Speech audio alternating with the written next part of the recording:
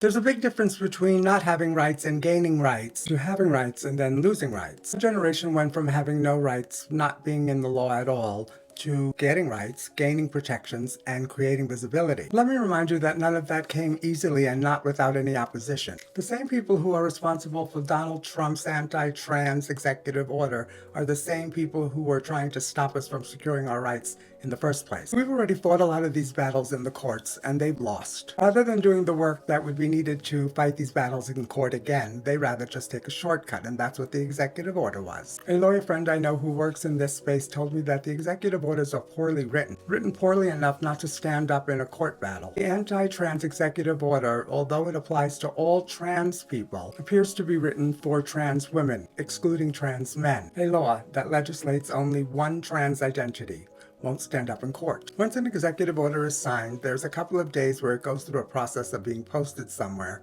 and then it becomes the law. Executive orders pertain to federal law, and although federal law may impact state law, they are not the same laws. Your birth certificate is a state document, and your passport is a federal document. Because this executive order targets trans people who already had rights and is trying to take our rights away, that is more complicated than if we never had the rights. It isn't in the planning phase that executive orders go wrong. It's in the execution phase. Like I said in another video, there's a big difference between saying and doing, and the space between them is huge. The same questions that you have about your documentation are the same questions the clerk has. The questions you have about insurance are the same questions the insurance companies have about insurance. Putting an end to programs that support trans people don't only affect trans people. Lots and lots of people work for and in these programs. Programs often work in conjunction with each other. Those entities and all those people have rights too. For all we know, many of these orders could simply be just to appease his base, red meat,